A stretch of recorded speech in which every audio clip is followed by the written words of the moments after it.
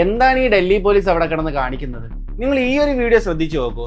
അതിൽ ആ പോലീസുകാരൻ അദ്ദേഹത്തിന് ലാത്തി ഉപയോഗിച്ച് ആ പ്രൊട്ടസ്റ്ററായ പെൺകുട്ടിയുടെ പ്രൈവറ്റ് പാർട്ടിൽ കുത്തുവാണ്. വേറെ ഒരിടത്താണെങ്കിൽ ഒരുത്തൻ ലാത്തി കൊണ്ട് ഒരു പെണ്ണിന്റെ പ്രൈവറ്റ് പാർട്ടിൽ അടിച്ചിട്ട് പരസ്പരം നോക്കി ചിരിക്കുകയാണ്, എന്തോ വലിയ കാര്യം ചെയ്ത പോലെ. പിന്നെ ഒരിടത്ത് ഒരു പ്രൊട്ടസ്റ്ററായ പെൺകുട്ടിയുടെ ചെവിക്കൽ അടിച്ചു പൊട്ടിക്കുന്നു. ഇവർക്കൊക്കെ ഇതിനുള്ള റൈറ്റ്സ് ആരാണ് കൊടുത്തത്? ഇവരാണോ റേപ്പിസ്റ്റുകളെ പിടിക്കാൻ നടക്കുന്നത്? ഇവര് തന്നെയാണ് റേപ്പിസ്റ്റുകൾ. സ്ത്രീ സുരക്ഷ ഉറപ്പാക്കേണ്ട പോലീസ് തന്നെയാണ് ഇതുപോലെ അട്ടർ നോയ്സൻസ് കാണിക്കുന്നത്.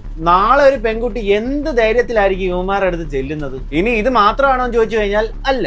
സ്വന്തം വണ്ടി തന്നെ തല്ലിപ്പൊട്ടിച്ചിട്ട് അത് ആ പ്രൊട്ടസ്റ്ററിന്റെ തലയിൽ ഇടാൻ നോക്കും. നേരത്തെയോ എവിടൊക്കെയോ പൊളിഞ്ഞു കിടന്ന വണ്ടികളൊക്കെ അവിടെ കൊണ്ടിട്ടിട്ട് ഇതെല്ലാം ഈ പ്രൊട്ടസ്റ്റേഴ്സ് ആണ് ഇങ്ങനെ ആക്കിയെന്ന് നറേറ്റീവ്സ് ഇറക്കുന്നു. എക്സ്പയറി കഴിഞ്ഞ ടിയർ ഗ്യാസ് ഉപയോഗിക്കുന്നു. എന്തിനു പറയും, ഇവരുടെ യൂണിഫോമിൽ നെയിം പ്ലേറ്റോ നെയിം ബാഡ്ജോ ഒന്നുമില്ല. അത് എന്തുകൊണ്ടാന്ന് ചോദിക്കുമ്പോൾ ഈ പുള്ളിക്കാരി പറയുന്നത് അത് ധരിച്ചു കഴിഞ്ഞാൽ അവർക്ക് ചൂടെടുക്കും.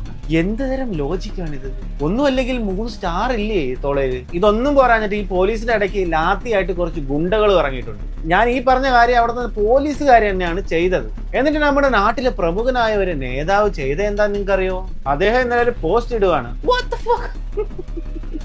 സുകുമാരക്കുറുപ്പിനെ റിപ്പർ ചന്ദ്രൻ കുറ്റം പറയുന്ന പോലെ ഉണ്ട്.